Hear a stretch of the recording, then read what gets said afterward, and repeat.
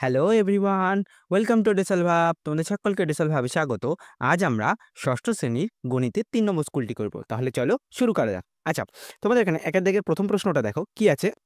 বলেছে ৬ দশাংশ হলো ৬ দশাংশ হলো এরটা কি বলেছে ০.৬, বি এরটা বলেছে ০.০৬ আর সি এরটা বলেছে ০.০০৬। দেখো, এবার আমরা প্রত্যেকটা অপশনকে যদি করে করে দেখি, যদি ৬ এর দশাংশ বলেছে অর্থাৎ ১০ ভাগের ৬ ভাগ, ১০ ভাগের ৬ ভাগ কি করে হচ্ছে দেখো, যদি ০.৬ লেখো, ০.৬ মানে কি ৬/১০, এটাই তো হচ্ছে ১০ ভাগের মধ্যে ৬ ভাগ। আর যদি তুমি এই বি এর অপশনটা নাও, বি এর অপশনটা নিলে কি হচ্ছে ০.৬, অর্থাৎ এই যে নিচে যে ১০ ১০০ কি করে হচ্ছে কেন বলো তো, এই যে এটা হচ্ছে ১০০ হবে নিচে, কেন হচ্ছে বলো তো। দেখো, দশমিকের পরে কটা ঘর আছে, একটা ঘর আছে, তার জন্য ১০ হচ্ছে নিচে, আর এখানে দশমিকের পর দুটো ঘর আছে, তার জন্য ১০০ হচ্ছে নিচে। বুঝতে পেরেছো? তাহলে প্রশ্ন বলেছে ৬ দশাংশ, অর্থাৎ ৬ দশাংশ মানে কি ১০-এর মধ্যে ৬ ভাগ।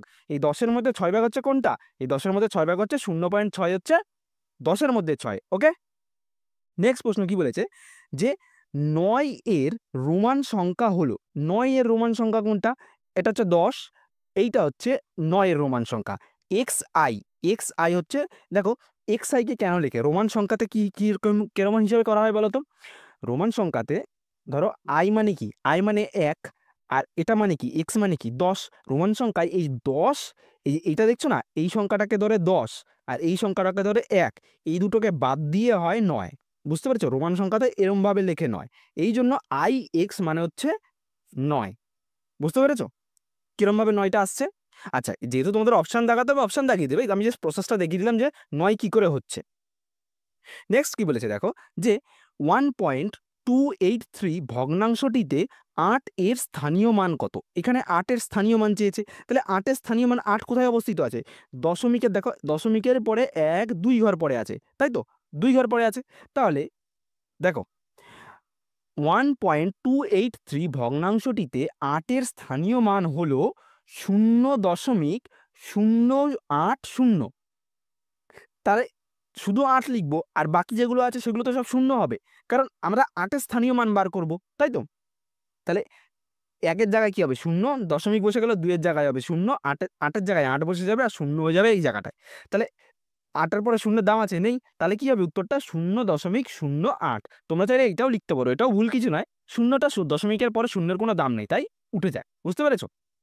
আচ্ছা, নেক্সট প্রশ্ন কি বলেছে দেখো, ২ অঙ্কের বৃহত্তম যৌগিক সংখ্যাকে রোমান সংখ্যায় লেখো। ২ অঙ্কের বৃহত্তম যৌগিক সংখ্যা কি, ২ অঙ্কের বৃহত্তম যৌগিক সংখ্যা হচ্ছে ৯৯। দেখো, ২ অঙ্কের বৃহত্তম যৌগিক সংখ্যা হচ্ছে ৯৯।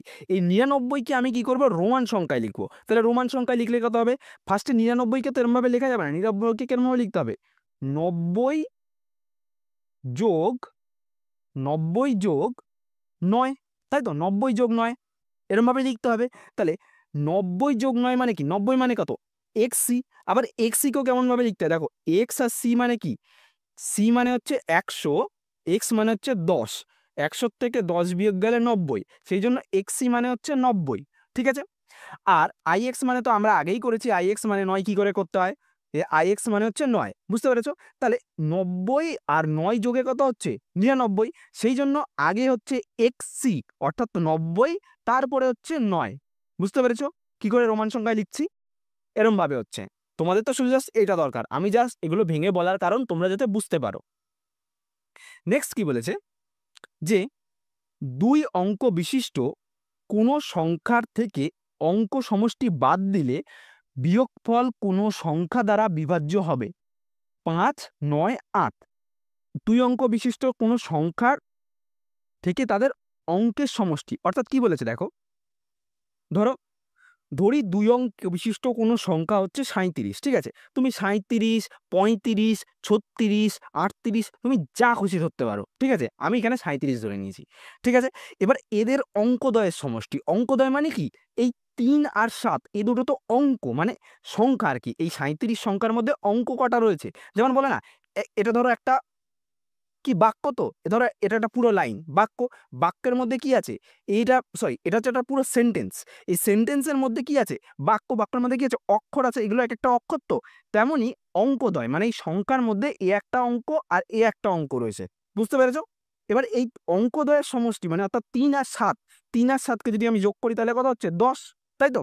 এবার এই সমষ্টির থেকে এই সমষ্টি দ্বয়ের সঙ্গে কি করছি, আমি যে অঙ্কদ্বয় প্রশ্নের মধ্যে কি বলেছে দেখো, যে 2 অঙ্ক বিশিষ্ট সংখ্যার থেকে অঙ্কদ্বয়ের সমষ্টি বাদ দিচ্ছি। এই যে 2 অঙ্ক বিশিষ্ট সংখ্যা কি 37, এবার 37 থেকে তাদের অঙ্কদ্বয়ের সমষ্টি, এই অঙ্কদ্বয়ের সমষ্টি অর্থাৎ 3 আর 7 এর যোগফলকে আমি বাদ দিচ্ছি। 37 থেকে 10 বাদ দিলে কত হচ্ছে 27। এবার 27টা কত দিয়ে বিভাজ্য যাচ্ছে, দেখো তো 27টা কত দিয়ে বিভাজ্য যাচ্ছে, এখানে বিভাজ্য কি বলেছে 5 9 8, কি হচ্ছে দেখো কত দ্বারা বিভাজ্য যাচ্ছে, 9 দ্বারা বিভাজ্য যাচ্ছে, বুঝতে পেরেছো? 9 দ্বারা বিভাজ্য যাবে। এবার তুমি যদি এই জায়গাটায় এই 37-এর জায়গাটায় তুমি যদি ধরো আমি তোমাকে বলছি, ধরো তুমি 42 ধরলা, 42 ধরলাম, এই দুটো অঙ্কের সংখ্যা, তাহলে দুটো অঙ্কের সমষ্টি কি হবে 4 যোগ 2, 4 যোগ 2 মানে কত 6, তাই তো? এবার অঙ্কদ্বয়ের সমষ্টির বিয়োগফল করবো, 42-এর থেকে 6 বাদ দেবো, তাহলে 42-এর থেকে 6 বাদ দিলে কত হয়, 42-এর থেকে 6 বাদ দাও কত হচ্ছে 36, দেখো 36কে 9 দিয়ে ভাগ যায়, 4 9 36। তুমি যে 2 অঙ্কের সংখ্যা নাও এরকম ভাবে প্রসেসে করলে এই 9 দ্বারা বিভাজ্য যাবে, বুঝতে পেরেছো? আচ্ছা, তারপর নেক্সট প্রশ্ন কি বলেছে দেখো, নেক্সট প্রশ্ন বলেছে যে y থেকে 7কে বিয়োগ করলে কি হবে, y-7 হবে, 7y হবে, না y+7 হবে? তাহলে y থেকে 7কে বিয়োগ করলে কি হবে, y থেকে 7কে বিয়োগ করলে y-7 হবে, বিয়োগ করতে হবে তো y-7। এখানে যদি y এর থেকে না বলে যদি বলতো 10 থেকে 7কে বিয়োগ করা হলো, অনেকে ঘাবড়ে যায় y আবার কি আর কিরকম ভাবে বিয়োগ হয়, বিয়োগ মানে কি জাস্ট বিয়োগ করে দেবো, যেহেতু y একটা কি তোমার ইংরেজি অক্ষর, সেই অক্ষরের থেকে তো 7 তার বাদ যাবে না, তাহলে নিশ্চয়ই এরকমই পড়ে থাকবে, সেটাই লিখলাম। যদি এই জায়গাটা 10 বলে থাকতো 10 থেকে 7 বিয়োগ করা, তাহলে কি করতাম 10 বিয়োগ 7 করতাম, তাই তো? সেটাকেই করেছি, যেহেতু y কে দিয়ে 7কে বিয়োগ করা যাবে না সেই জন্য আমরা এটাকে এরকমই রেখে দিলাম y-7, এটাই হবে উত্তর, বুঝতে পেরেছো? আচ্ছা, নেক্সট প্রশ্ন কি বলেছে দেখো, যে 4 বছর পরে নিতাই এর বয়স x বছর হলে বর্তমানে নিতাইয়ের বয়স কত হবে? 4 বছর পরে নিতাইয়ের বয়স x বছর হলে, দেখো কি বলেছে প্রথমে, যে 4 বছর পরে নিতাইয়ের বয়স হচ্ছে x বছর, বর্তমানে তার বয়স হবে x - 4 বছর। দেখো কি করে হচ্ছে, যদি 4 বছর পরে নিতাইয়ের বয়স কত, 4 বছর পরে নিতাইয়ের বয়স x বছর বলেছে, তাহলে এখন নিতাইয়ের বর্তমান বয়স, ধরো নিতাইয়ের বর্তমান বয়স যদি 14 বছর হয়, ধরো নিতাইয়ের বর্তমান বয়স হচ্ছে 14 বছর, এবার না বর্তমান বয়স নয়, ধরো 4 বছর পরে নিতাইয়ের বয়স হচ্ছে x বছর, ধরো 4 বছর পরে নিতাইয়ের বয়স হচ্ছে কত বছর 14 বছর হচ্ছে, ঠিক আছে? তাহলে নিতাইয়ের বর্তমান বয়স কত হবে, নিশ্চয়ই আমরা 14 থেকে 4 বাদ দেবো, তাই তো? তাহলে কত হবে 10 বছর। ঠিক তেমন ভাবেই 4 বছর পরে নিতাইয়ের বয়স যদি x বছর, এই x এর জায়গায় 14 ভাবো, আর তাহলে বর্তমান বয়স কি হবে, 14 থেকে 4 বাদ দিলে যেমন 10 হচ্ছে, তেমন x এর থেকে 4 বাদ দিলে বর্তমান বয়স বেরোবে, বুঝতে পেরেছো? সেই ঠিক তেমনই, যেমন ওই যে y-7 যেমন বাদ যায় না, তেমনি x-4 এটা এরকমই হয়ে পড়ে থাকবে, বুঝলা? যদি x এর মান বলে দেওয়া থাকে তখনই মান বসিয়ে এটার অ্যান্সার বার করা সম্ভব। এগুলোই হচ্ছে এরকম তোমাদের অঙ্ক রয়েছে, ওকে, বুঝতে পেরেছো আশা করি। নেক্সট কি বলেছে দেখো,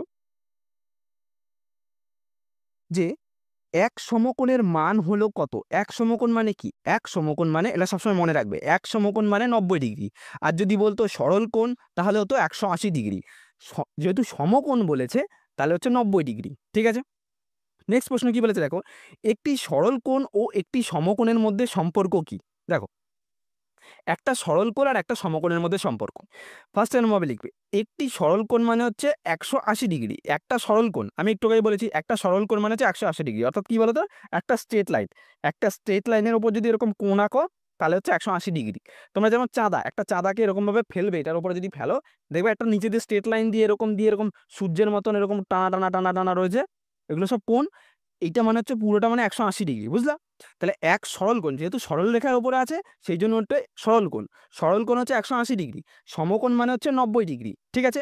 এক সমকোণ মানে 90 ডিগ্রি, সমকোণ মানে হচ্ছে এইরকম, এই একটা পাতকে বলে, ধরো এইখান থেকে এইটুকুনি বাদ দাও, শুধু জাস্ট এই পার্টটুকুনিকে বলে 90 ডিগ্রি। দেখো এই যে বললাম যেহেতু সরল কোণের উপরে 180 হচ্ছে, আমি 180কে যখন একটা মাঝখানে একটা লম্ব টেনে নেবো, মানে আজকে একটা দাগ টেনে নেবো, তাহলে 180 দুটো ভাগে ভাগ হয়ে যাচ্ছে, 90 আর 90, 90 যোগ করলে 180। তাহলে সরল কোণটা দুটো ভাগে ভাগ হচ্ছে, সরল কোণটা এইদিকে একটা সমকোণ হচ্ছে আর এইদিকে একটা সমকোণ হচ্ছে, এটা 90 ডিগ্রি আর এটা 90 ডিগ্রি। তাহলে এক সরল কোণ মানে কি 2 × 90 ডিগ্রি, 2 × 90 হলে 180 হয়। এবার 90 ডিগ্রি মানে কি, 90 ডিগ্রি মানে জানি আমরা সমকোণ, তাহলে এক সরল কোণ সমান সমান হচ্ছে 2 সমকোণ, এক সরল কোণ সমান সমান হচ্ছে 2 সমকোণ, এটাই হচ্ছে সম্পর্ক সরল কোণ আর সমকোণের মধ্যে, এটাই হচ্ছে সম্পর্ক, এক সরল কোণ সমান সমান 2 সমকোণ। ঠিক আছে, এরকম ভাবে লিখবে কিন্তু পরীক্ষায়।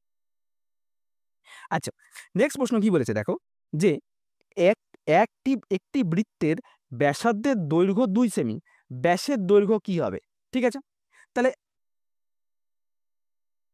একটা বৃত্তের ব্যাসার্ধের দৈর্ঘ্য কত বলেছে? 2 সেমি। আমরা জানি কোনো বৃত্তের ব্যাস হয় ব্যাসার্ধের কি, কোনো বৃত্তের ব্যাস হয় ব্যাসার্ধের দ্বিগুণ। আচ্ছা, ধরো এখানে একটা সার্কেল আঁকলাম, ঠিক আছে, একটা ধরো সার্কেল, ওকে, সার্কেল হয়নি, মোটামুটি হয়েছে, ওকে। এবার এটা হচ্ছে কেন্দ্র, এবার কেন্দ্র থেকে ধরো বৃত্তের ব্যাস হয় ব্যাসার্ধের দ্বিগুণ, এটাকে কি বলে?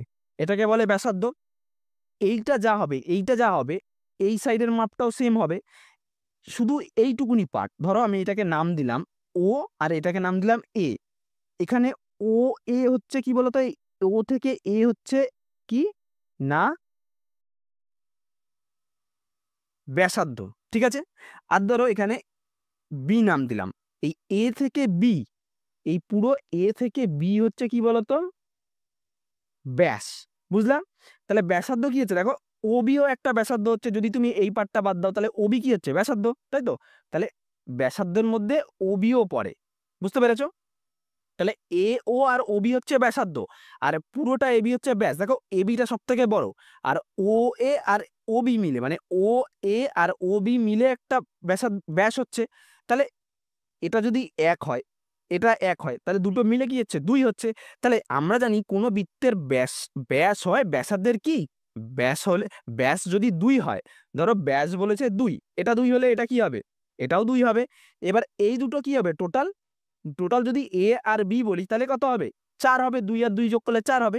তাহলে ব্যাস হবে, ব্যাসার্ধ যদি 2 হয় তাহলে ও এ যদি 2 হয় তাহলে এবি কত হবে, তাহলে এবি হবে 2 × 2 4 সেমি, মানে ব্যাস হবে ব্যাসার্ধের দ্বিগুণ। বুঝতে পেরেছো? এই ব্যাসটা এইখান থেকে এত দূর হবে, শুধু এইখান থেকে এইটুকুনির ডবল, তাই তো করেছি, এইটা আর এইটা মিলেই তো ডবল হচ্ছে। বুঝতে পেরেছো?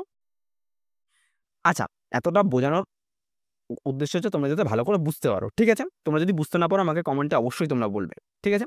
আর নাহলে শুধু মনে রাখবে যে ব্যাস হয় সবসময় ব্যাসার্ধের দ্বিগুণ। নেক্সট প্রশ্ন কি বলেছে দেখো, 2 দাগের প্রশ্ন কি বলেছে, 3 এবং 5 এর গসাগু আর লসাগু বার করতে বলেছে। গসাগু আর লসাগু বার করবো আমরা, তাহলে 3 আর 5 এর গসাগু বার করছি, 3 ও 5 এর গসাগু, তাহলে 3 কে করছি 1 দিয়ে, 3 1 কে 3, আবার 5 কে করছি 1 দিয়ে, 5 1 কে 5, কারণ দুটোই তো মৌলিক সংখ্যা। মৌলিক সংখ্যার গসাগু কি হয়, মৌলিক সংখ্যার গসাগু সর্বদা 1 হয়, ঠিক আছে। আমি তাও তোমাদেরকে সলভ করে দেখাচ্ছি, যেহেতু এগুলো 2 নম্বরের অঙ্ক। তাহলে 3 এর মধ্যে কি আছে, 3 হলে 3 1 কে 3, আর 5 হলে 5 1 কে 5, তাহলে দুটোর মধ্যে কমন কি যাচ্ছে 1 আর 1, এদের গসাগু হলো কি 1। দেখো আমি এখানে লেখাটা লিখেছি, 3 ও 5 এর লসাগু, গসাগু বলেছে আর লসাগু, 3 ও 5 এর লসাগু, যেহেতু সংখ্যা দুটি হচ্ছে মৌলিক সংখ্যা, 3 আর 5 কি, 3 আর 5 হচ্ছে মৌলিক সংখ্যা। আমরা জানি দুটি মৌলিক সংখ্যার লসাগু হচ্ছে সংখ্যা দুটির গুণফল, দুটো মৌলিক সংখ্যার লসাগু কি হয়, সংখ্যা দুটির গুণফল। তাহলে এদের লসাগু, যেহেতু 3 আর 5 মৌলিক সংখ্যা, তাহলে এদের লসাগু হবে, এদের লসাগু হবে কত, সংখ্যা দুটির গুণ, 3 3 × 5 মানে 15, 3 5 এ 15, লসাগু হচ্ছে সংখ্যা দুটোর গুণফল, আর মৌলিক সংখ্যার গসাগু সর্বদা 1 হয়, ঠিক আছে। সেটা তুমি যদি দেখো এখানে 3 আর 5 নিয়ে যদি তোমার 7 আর 11 থাকতো তাও সেই 1 আসতো, আর গসাগু আসতো 7 11 77, 77 আসতো। লসাগু হবে গুণফল আর গসাগু হবে 1, যখন মৌলিক সংখ্যা বলে দেওয়া থাকবে দুটোই, ঠিক আছে। আচ্ছা, নেক্সট প্রশ্ন কি বলেছে দেখো, যে সবচেয়ে ছোট সংখ্যা নির্ণয় করো যা 18 24 আর 32 দিয়ে বিভাজ্য, তাই তো। এবার 18, 24, 32 দিয়ে বিভাজ্য করতে হলে যদি সবথেকে ছোট সংখ্যা বার করতে হয় তাহলে কি করতে হবে? 18, 24, 32 দিয়ে বিভাজ্য যায় সবচেয়ে ছোট সংখ্যা বার করতে হলে সংখ্যাগুলোকে কি করতে হবে? লসাগু করতে হবে। তাহলে 18, 24 আর 32 আমি লসাগু করছি। 2 দিয়ে করলে কত হবে? 9 দুগুণে 18, 2 দিয়ে করলে হচ্ছে 12 দুগুণে 24, 2 দিয়ে করলে 16 দুগুণে 32, 3 দিয়ে দিচ্ছি, 3 তিরিকে 9, 3 চারে 12 আর 16 যাচ্ছে না বলে 16 বসিয়ে দিলাম। দেখো লসাগুর ক্ষেত্রে কি হবে বলো তো? ধরো 3টে সংখ্যা দেওয়া আছে, 3টের মধ্যে যেকোনো দুটো গুণ গেলেই হবে। বুঝতে পেরেছো? আরেকটা যে যেতে হবে এমন কোনো না। 3টে গেলে 3টেই যাবে, 2টো গেলে 2টো। কিন্তু যদি একটাই যাচ্ছে তখন কিন্তু আর হবে না। বুঝতে পেরেছো? যেহেতু এখানে দেখো 18 আর 24 দেখো 3 দিয়ে যাচ্ছে। এই যে 9 আর 12, 3 তিরিকে 9, 3 চারে 12, কিন্তু 16টা যাচ্ছে না। 16টা 3 এর নামটা পড়লে আসছে না। বুঝতে পেরেছো? তাহলে 2 দিয়ে করলে কি হচ্ছে? আবার তাহলে 2 দিয়ে করছি, তাহলে 3 বসে যাচ্ছে। 3 2 দিয়ে করলে 3 বসে যাচ্ছে দেখো। কারণ 3 যাচ্ছে না 2 দিয়ে। আবার 2 দিয়ে করলে কি হবে? 2 দুগুণে 4, আবার 2 দিয়ে করলে 4, 8 দুগুণে 16। ওকে? আবার 2 দিয়ে দিচ্ছি, 3 যাচ্ছে না, 3 হলো বসে গেল। 2 দিয়ে 2 এককে 2, 2 দিয়েছে 4 দুগুণে 8। বুঝতে পেরেছো? এবার লসাগু মানে হচ্ছে কি বলতো? একদম এই মাথা থেকে স্টার্টিং করবা, একদম এই মাথা অবধি গুণ করে দেবা। ব্যাস এটাই হবে লসাগু। ঠিক আছে? এটাই হচ্ছে একসাথে করার সুবিধা। একবার এখান থেকে এত দূর অব্দি। যদি ভেঙে ভেঙে করতে যাও, ফার্স্টে কমনকে আলাদা করো, তারপরে আবার আনকমনগুলোকে টোকো। এর থেকে বাবা একসাথেই করে দেবো। পুরো একদম এই মাথা থেকে এই মাথা অব্দি টুকে গুণ করে দেবো। ব্যাস। তাহলে কি হচ্ছে? 2 গুণ 3 গুণ 2 গুণ 3 গুণ 3 গুণ 1 গুণ 4। তাহলে গুণ করবে, গুণফল বেরোবে 228। তাহলে এদের মধ্যে সবথেকে ছোট সংখ্যা হবে বিভাজ্য, সেটা কোনটা? 228। বুঝতে পেরেছো? আচ্ছা, নেক্সট প্রশ্ন কি বলেছে দেখো। নেক্সট প্রশ্ন বলেছে অধক্রমে সাজাও। অধক্রমে সাজাও কি বলেছে? যে 0.88 কমা দিয়ে 5/8 কমা দিয়ে কি বলেছে? 4.009 কমা দিয়ে বলেছে 2.3/4। এটাকে কি বলেছে? অধক্রমে সাজাতে বলেছে। তাহলে আমরা অধক্রমে সাজাবো। দেখো কি বলেছে, আমাদের প্রথমে অধক্রমে সাজাতে হলে এই যে দেখো এটা দশমিকে আছে, এটা ভগ্নাংশে আছে, এটা আবার দশমিকে আছে, এটা আবার পূর্ণ সংখ্যা আছে। সবার প্রথমে কি করব? সবগুলোকে ভগ্নাংশে নিয়ে যাব, তাই তো? হরবাই লব আকারে নিয়ে যাব, তাই তো? তাহলে এখানে দশমিক তো যদি তুলে দিই তাহলে 88 নিচে কত হবে? 100 হবে, যেহেতু 2 ঘর পরে দশমিক আছে। তাহলে 88 নিচে 100 হলো। ঠিক আছে? 5/8 ছিল, 5/8 রেখে দিলাম। এবার এখানে 4.0.009 আছে। এবার 4.009 দশমিক যদি তুলে দিই কটা সংখ্যা আছে? 1 2 3। তাহলে 1 2 3, 3টে শূন্য আর আগে একটা 1। ঠিক আছে? বসিয়ে দিলাম। তারপর নেক্সট কি বলেছে? 4 দুগুণে 8 আর 3, তাহলে কত হচ্ছে? 4 দুগুণে 8 আর 3 11, তাহলে 11/4, 11/4, 11/4 বসালাম। আর এখানে কত আর হলো? এবার কি করছি? এবার দেখো এখানে হাজার রয়েছে, এখানে অলরেডি হাজার রয়েছে, এখানে অলরেডি 100 ছিল। তাহলে এক কাজ করি, আমি এগুলোকে সব নিচের সংখ্যাগুলোকে কি করবো? হাজারে নিয়ে আসি। এটা তো হাজার আছে, হাজারেই থাক। তাহলে 100কে যদি আমি হাজারে আনতে চাই কত দিয়ে গুণ করতে হবে? 10 দিয়ে গুণ করতে হবে। তাহলে নিচে 10 দিয়ে গুণ করলে কি করতে হবে? ওপরেও 10 দিয়ে গুণ করতে হবে, তবেই না মিলবে। যদি নিচে করি ওপরে না করি তাহলে তো অঙ্কটা ভুল হয়ে যাবে। তাহলে ওপরেও 10 দিয়ে গুণ, নিচেও 10 দিয়ে গুণ। ঠিক আছে? ঠিক তেমনভাবে 8-এর সাথে কত গুণ করলে হাজার হচ্ছে? 8-এর সাথে দেখবে 125 গুণ করলে হাজার হচ্ছে। তাহলে 8-এর সাথে 125 গুণ করবে। আবার এখানে 125 গুণ করলে বলে উপরেও 125 দিয়ে গুণ করলাম। ঠিক আছে? আর এখানে তো হাজার নিচে রয়েছেই, প্রয়োজন নেই। এবার 4-এর সাথে কত গুণ করলে হাজার আসবে? 250 গুণ করলে হাজার আসবে। যেহেতু এখানে 250 গুণ করব, তাহলে এখানেও আমাকে 250 দিয়ে গুণ করতে হবে। গুণ করলাম। তাহলে কত হচ্ছে দেখো, উপরে হচ্ছে 810/1000, এখানে হচ্ছে 5 25, 5 125 হচ্ছে 625, 625/1000, এখানে হচ্ছে 4009/1000, এখানে হচ্ছে 2750/1000 হলো। দেখো নিচে সব হাজার হাজার হাজার মিলে গেল। এবার ব্যাস ছোট বড় বার করে ফেলবো, তাই তো? তাহলে অধক্রমে মানে কি? অধক্রমে মানে হচ্ছে বড় থেকে ছোট। মানে অধক্রম সে বলে না অধঃপতন হচ্ছে, অর্থাৎ উঁচু থেকে নিচুর দিকে নামছে, তাই তো? তাহলে সব থেকে বড় কি? দেখো সব থেকে বড় হচ্ছে 4009। দেখো 880, 625 আর 2750 এর মধ্যে সব থেকে বড় সংখ্যা কি? 4009। তাহলে 4009 হচ্ছে সব থেকে বড়, সেই জন্য 4000 এইটা লিখলাম না, কিন্তু এইটা লিখবে কিন্তু উত্তর 4.009। তারপরে কি আছে? তারপরে 2750, 2750 কত হচ্ছে? 2.3/4, 2.3/4, এটা হচ্ছে গেটার দেনের চিহ্ন। ওকে, গেটার দেন। তারপর 2.3/4, তারপর হচ্ছে 880, এই যে গেটার দেন দিয়ে 0.88, আবার গেটার দেন দিলাম, তারপর হচ্ছে 5/8, 5/8। তাহলে অধক্রমে সাজালে এরকম হবে। বুঝতে পেরেছো অঙ্কটা?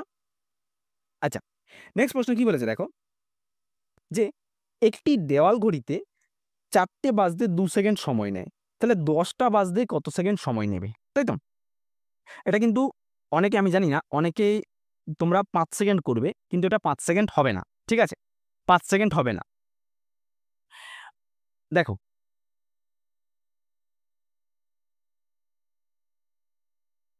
অনেকে এরকম করবে, ধরো ঐদিক নিয়মের মতন 4টে বাজতে 2 সেকেন্ড করে সময় লাগে, তাহলে একটা বাজতে লাগবে 2/4, আর 10টা বাজতে কত লাগবে? 2/4 ইন্টু 10, 2 দিয়ে কাটবে 2 দুগুণে 4, 2 দিয়ে কাটবে 5। যদি 5 লেখো, উত্তরটা পুরো ভুল, ঠিক আছে? এই ঘন্টার ক্ষেত্রে কি হবে বলো তো, এই 5 তো লিখলে তোমরা, এটাও করবে। এইটা করার পর কি করবে জানো? এইটা করার পর কেউ যদি একটু বুদ্ধি করে 5-এর সাথে 1 যোগ করে দেয়, তাহলে 6 হবে উত্তর, ঠিক আছে? এই অঙ্কগুলোর ক্ষেত্রে, এই বিশেষ করে এই ঘড়ির ঘন্টারগুলোর ক্ষেত্রে, সেকেন্ডের ক্ষেত্রে না, লাস্টে 1 যোগ করতে হয়। কিছু কিছু অঙ্ক আছে, ঠিক আছে? 1 যোগ করে দিলে অঙ্কটা কিন্তু ঠিক হয়ে যাবে। যদি কেউ এরকম না করো, যদি কেউ এরকম করো, যদি কোনো ঘড়িতে 4টে বাজতে 2 সেকেন্ড সময় নেয়, তাহলে প্রতি ঘন্টা বাজতে 1 সেকেন্ড করে সময় নেয়। প্রত্যেকটা ঘন্টা বাজতে কত করে সময় নেবে? প্রত্যেকটা ঘন্টা বাজতে 1 সেকেন্ড করে সময় নেবে। এবার 4টে থেকে 10টা অবধি কটা ঘর আছে? ধরো ঘড়ির কাঁটার কি 6, 3, 9 আর 12। দেখো 4টে, 5টা, 6টা হয়ে গেছে, 7টা, 8টা, 9টা, 10টা। দেখো 4 থেকে 10-এর মধ্যে কটা ঘর আছে? 1, 2, 3, 4, 5, 6, 6টা ঘর আছে তো। এই দেখো, এখান থেকে এতটা একটা ঘর, এখান থেকে এতটা দুটো ঘর, এখান থেকে এতটা 3টে ঘর, এখান থেকে এতটা 4টে ঘর, এখান থেকে এতটা 5টা ঘর, এখান থেকে এতটা 6টা ঘর। তাহলে 6 বিয়োগ 4 কটা ঘর আছে? 6টা ঘর আছে।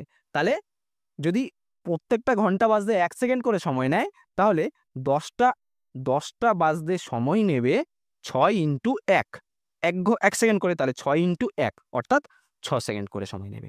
বুঝতে পেরেছো কি করে অঙ্কটা হচ্ছে? আচ্ছা, নেক্সট প্রশ্ন কি বলেছে দেখো, যে বাবা অনেকগুলো মিষ্টির প্যাকেট আনলো, যদি প্রতি প্যাকেটে 5টি সন্দেশ থাকে, তবে বাবা কতগুলো মিষ্টি আনলো তা হিসাব করি। আচ্ছা, ধরো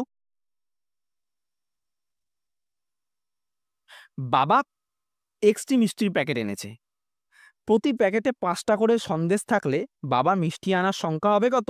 এক্স গুণ 5 অর্থাৎ 5x হবে, ঠিক আছে? এটা যদি কেউ না বুঝতে পারো, আমি এক্সাম্পল দিয়ে বোঝাচ্ছি। ধরো তোমার বাবা 20টা মিষ্টির প্যাকেট এনেছে, 20টা মিষ্টির প্যাকেট এনেছে, ঠিক আছে? এবার প্রত্যেকটা প্যাকেটে কটা করে মিষ্টি ছিল? প্রত্যেকটা প্যাকেটে ছিল, অর্থাৎ একটা প্যাকেটে 5টা করে যদি মিষ্টি হয়, 20টা প্যাকেটে কটা হবে? 20টা প্যাকেটে 20 ইন্টু 5 কটা মিষ্টি হবে? 100টা। সেটাই করেছি।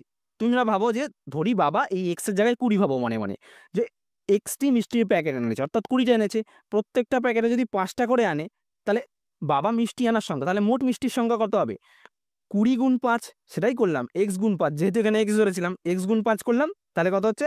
20-র সাথে 5 গুণ করলে 100, আর এক্স এর সাথে 5 গুণ করলে 5xt। বুঝতে পেরেছো কি করে হচ্ছে? ওকে, আচ্ছা, নেক্সট প্রশ্ন কি বলেছে দেখো, যে তোমার খাতার এ সেমি লম্বা ও বি সেমি চওড়া। তোমার খাতা কি বলেছে? এ সেমি লম্বা আর বি সেমি চওড়া। খাতার পরিসীমা কত? আর এ আর বি এর মধ্যে তোমাকে সম্পর্ক নির্ণয় করতে হবে, তাই তো? এবার দেখো, তোমার খাতা বলেছে লম্বা, লম্বা মানে কি? দৈর্ঘ্য, দৈর্ঘ্য হচ্ছে এ সেমি, লিখে নিলাম দৈর্ঘ্য, তাই তো? এ হচ্ছে দৈর্ঘ্য। আর চওড়া অর্থাৎ কি? প্রস্থ, দু সাইডের চওড়া কতটা? প্রস্থ হচ্ছে বি সেমি, ঠিক আছে? এবার পরিসীমা বলেছে, তাহলে পরিসীমা কি আছে? এ আর বি দুটো তো আলাদা সংখ্যা। যদি তুমি ভাবো এ মানে যদি তোমার 5 হয়, আর বি মানে ধরো লিখলাম 2, তাই তো? তাহলে কি হচ্ছে? তাহলে 5 আর 2, তাহলে চিত্রটা তো একটা আয়তক্ষেত্র হবে। আয়তক্ষেত্রের পরিসীমার সূত্র কি? দৈর্ঘ্য 2 ইন্টু দৈর্ঘ্য প্লাস প্রস্থ। এবার দৈর্ঘ্য কত বলে দিয়েছিল? এ, আর প্রস্থ বলে দিয়েছিল কত? বি, তাই তো? তাহলে উত্তর কি হবে? 2ab। পরিসীমা হচ্ছে কত? 2 ইন্টু এ প্লাস বি হচ্ছে পরিসীমা। আর এ আর বি এর মধ্যে সম্পর্ক কি? এ আর বি এর মধ্যে যেহেতু এটা লম্বা, অর্থাৎ দৈর্ঘ্য, দৈর্ঘ্য সব থেকে বড় হয়, তাহলে কি হবে? দৈর্ঘ্য যদি বড় হয়, তাহলে এ এ বি এর থেকে কি হয়? বড়। যেদিকে বড় হয় সেদিকে হা ঘোরানো থাকে, অর্থাৎ গ্রেটার দেন, তাহলে এ গ্রেটার দেন বি। এটাই হচ্ছে এদের মধ্যে সম্পর্ক। বুঝতে পেরেছো? আর আমি যদি উদাহরণ দিয়ে এক্সাম্পল হিসেবে বলতে চাই, পরিসীমার সূত্র কি হচ্ছে? 5 প্লাস 2, তাই তো? তাহলে কত হচ্ছে? 2 ইন্টু 7, 14। বুঝতে পেরেছো? এই এই জায়গাটাতেই পাঁচটার জায়গায় এ লেখা আছে আর বি লেখা আছে। বুঝতে পেরেছো? এই জন্য মানে অনেকে ঘাবড়ে যায় যে এ আবার বি কি জিনিস। এই জিনিসগুলো দিয়েছে, এগুলো হচ্ছে সব রাশি, চলরাশির মতন অঙ্ক। ওকে, এত অব্দি হলো, বুঝতে পেরেছো? আচ্ছা চলো তোমাদের এবার নেক্সট প্রশ্ন কি বলেছে। আচ্ছা দেখো, তিনে দেখে প্রথম প্রশ্নটা কি বলেছে, একটি ইঞ্জিনের সামনের চাকার পরিধি 14 ডেসিমিটার, পেছনের চাকার পরিধি বলেছে 35 ডেসিমিটার, কমপক্ষে কত পথ গেলে চাকা দুটি একই সঙ্গে পূর্ণ সংখ্যক বার ঘোরা সম্পূর্ণ করবে। বলেছে কি যে একটা ইঞ্জিনের সামনের চাকার পরিধি কতবার ঘুরছে, সামনের চাকার পরিধি 14 ডেসিমিটার ঘুরছে, তাই তো? সামনের চাকার পরিধি কত ঘুরছে, 14 ডেসিমিটার ঘুরছে। পেছনের চাকার পরিধি কত ঘুরছে, 35 ডেসিমিটার ঘুরছে। যেহেতু কমপক্ষে পথের মান বার করতে হবে, কতটা পথ ঘুরছে, কতটা পথ যাবে, ঘুরলে পূর্ণ সংখ্যক হবে, মান বার করতে হবে। তবে 14 আর 35-এর কি করতে হবে, লসাগু করতে হবে। তাহলে লসাগু করলে কত হবে, 14 আর 35 কত দিয়ে যাচ্ছে, 7 দিয়ে যাচ্ছে, 7 দুগুণে 14, 7 দিয়ে যাচ্ছে 5 7 35। তাহলে 14 আর 35-এর লসাগু হবে, লসাগু কি একদম এখান থেকে আর দূর অব্দি ঢুকে দেবো, 7 × 2 × 5 কত হচ্ছে, 7 দুগুণে 14, 5 14 70, তাহলে 70 ডেসিমিটার। তাহলে কমপক্ষে 70 ডেসিমিটার পথ গেলে চাকা দুটি একই সঙ্গে পূর্ণ সংখ্যক বার ঘোরা সম্পূর্ণ করবে। বুঝতে পেরেছো? ওকে, আচ্ছা নেক্সট কি বলেছে দেখো, রাজিয়ার কাছে 35টি কুল আছে, সে তার মোট কুলের 2/3 আমাকে দেবে। রাজিয়া কতগুলি কুল আমাকে দেবে তা হিসাব করো। এটা করতে হবে। তাহলে দেখো রাজিয়ার কাছে কত কুল ছিল, রাজিয়ার কাছে টোটাল কুল ছিল 35টা, তার মধ্যে থেকে মোট কুলের যদি 2/3 দেয়, 2/3 দিয়ে দিচ্ছে, এই 36টা কুলের 2/3 দিয়ে দিচ্ছে, তাহলে সে কুল দিচ্ছে কতটা, তাহলে আমাকে কুল দেবে 36 গুণ 2/3, 36 গুণ 2/3, তাহলে 3 দিয়ে যদি তুমি কাটো, 3 18 36, তাই তো? সরি 3 18 নয়, 3 12 36, 3 12 36, তাহলে 12 দুগুণে কত হচ্ছে, 12 দুগুণে 24টি হচ্ছে। তাহলে আমাকে কুল দেবে কটা, তাহলে রাজিয়া আমায় 24টি কুল দেবে।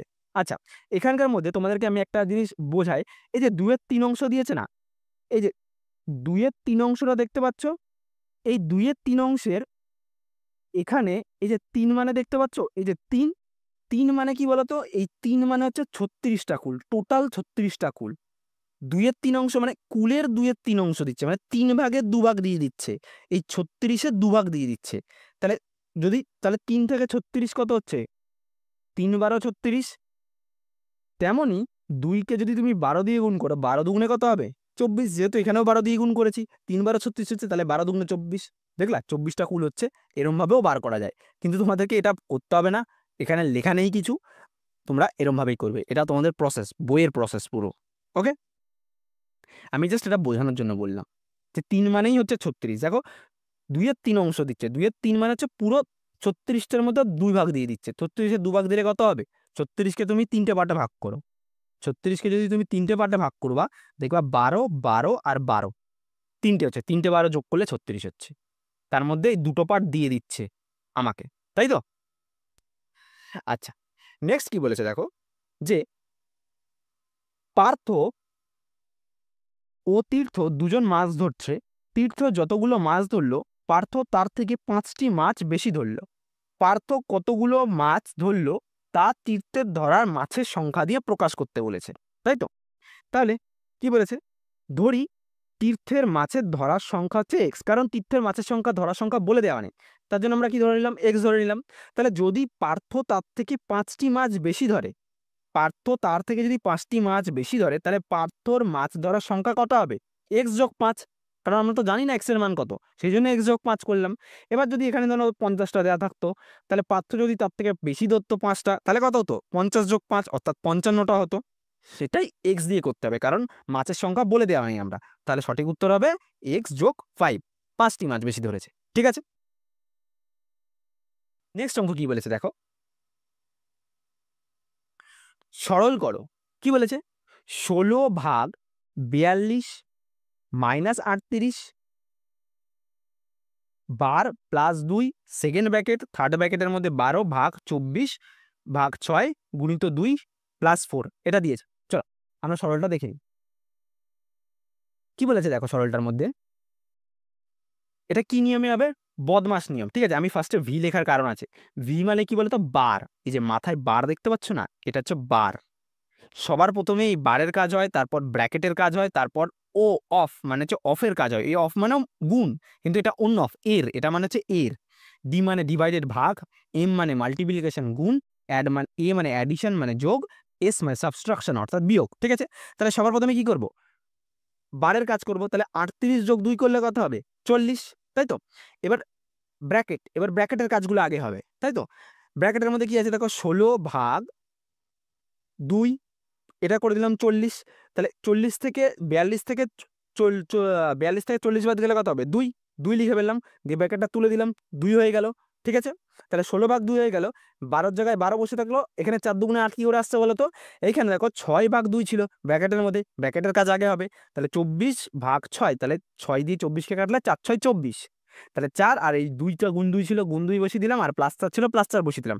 ঠিক তেমনভাবে 12 ভাগ 4 গুণিত 2 যোগ 4 যেমন ছিল বসিয়ে দিলাম। এইবার এই ব্র্যাকেটের মধ্যে যেটা থাকবে সেটার কাজ আগে হবে। তাহলে 16 ভাগ 2, তাই তো? 16 ভাগ 2 মানে কি?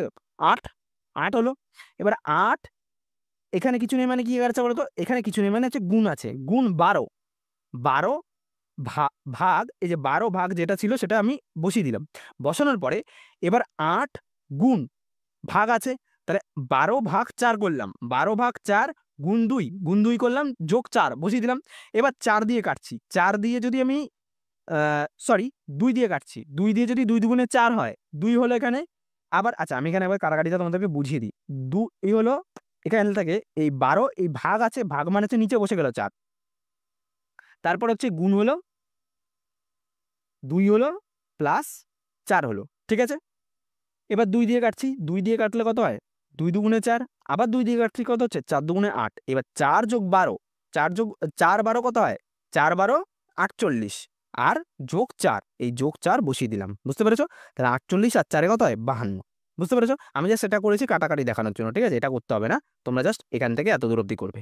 ওকে, বুঝতে পেরেছো? আচ্ছা, নেক্সট প্রশ্ন কি বলেছে দেখো, যে দুটি সংখ্যার গসাগু ও লসাগু যথাক্রমে 8 ও 280, একটি সংখ্যা 56 হলে দুটি সংখ্যার অন্তর্গত, দুটো সংখ্যার অন্তর বার করতে বলেছে, অর্থাৎ বিয়োগফল বার করতে হবে তোমাকে। মানে একটা সংখ্যা বার করলা, তারপরে অপর সংখ্যা বার করব, মানে অপর সংখ্যা, তারপর অপর সংখ্যা বার করার পর কি করব? দুটোর মধ্যে অন্তর, সংখ্যা দুটোর অন্তর চেয়েছে, বিয়োগ করতে হবে। তাহলে কি করব দেখো, এই অঙ্কগুলো তোমাদেরকে আগেও করানো হয়েছে, মানে অন্তর করানো হয়নি, অপর সংখ্যাটা বার করানো আগে করানো হয়েছে। দুটি সংখ্যার গসাগু কত? 8।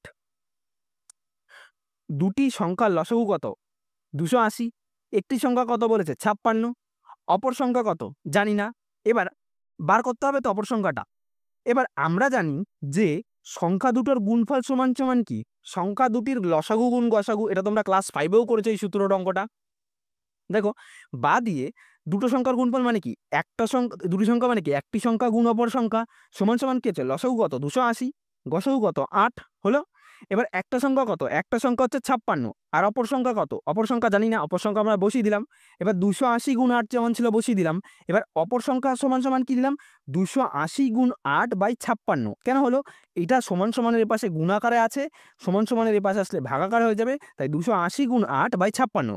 8 দিয়ে 56 কাটলে 7 8 56, এবার 7 দিয়ে যদি 280-কে কাটো, 4 7 28, 0, তাহলে 40। তাহলে অপর সংখ্যা কত হলো? অপর সংখ্যা হলো 40। আমরা একটি সংখ্যা বেরিয়ে গেছে, অপর সংখ্যা বেরিয়ে গেছে, আমাদের কি বার করতে বলেছে? আমাদের বার করতে বলেছে দুটো সংখ্যার অন্তর। ঠিক আছে, দুটো সংখ্যার অন্তর কি? দুটি সংখ্যার অন্তর হচ্ছে, অর্থাৎ অন্তর মানে হচ্ছে বিয়োগফল, 56 বিয়োগ 40, অর্থাৎ দুটো সংখ্যার অন্তর হচ্ছে 16। ঠিক আছে, বুঝতে পেরেছো দুটো সংখ্যার অন্তর কি করে বার করতে হয়?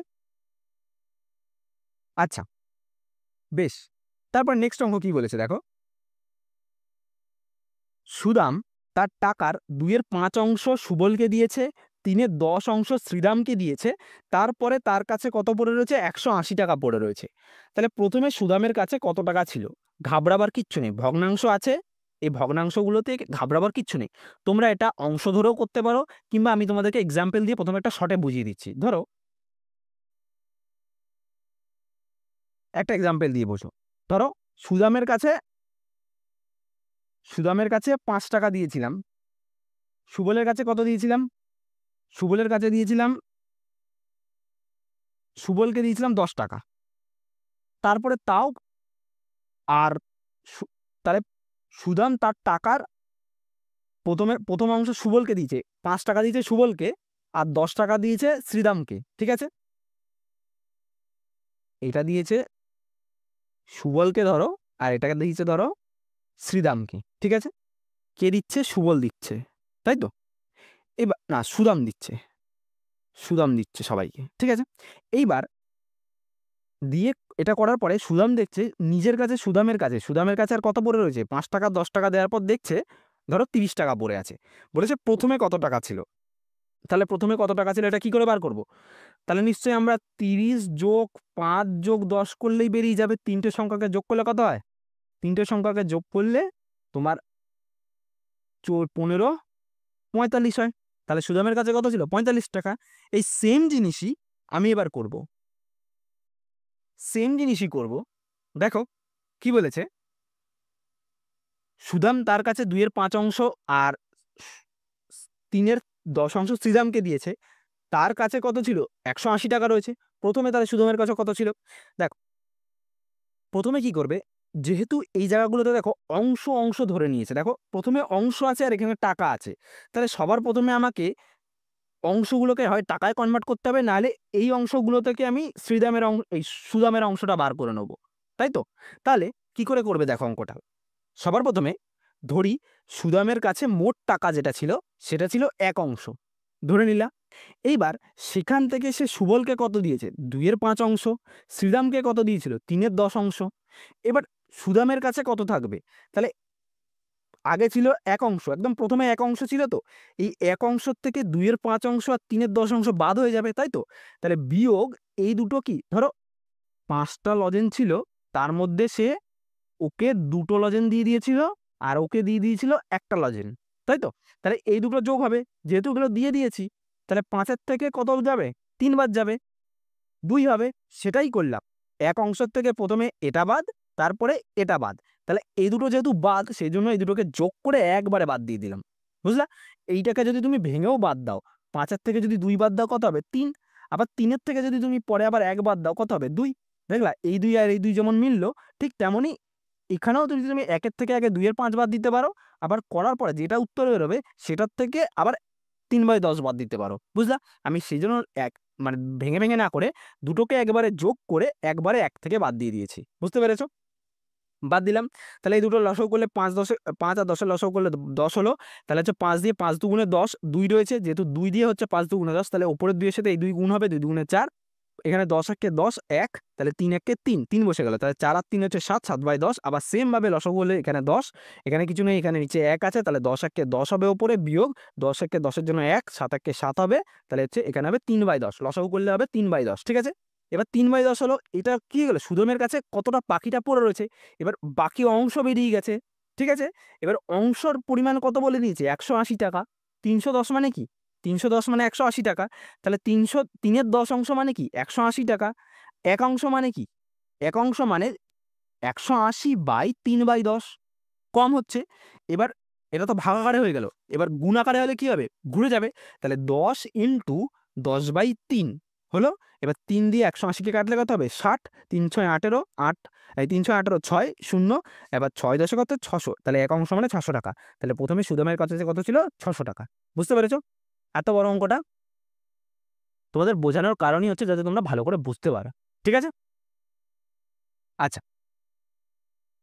আচ্ছা, তাহলে তোমাদের অঙ্ক শেষ এখানেই। আবার দেখা হবে নেক্সট ভিডিওতে।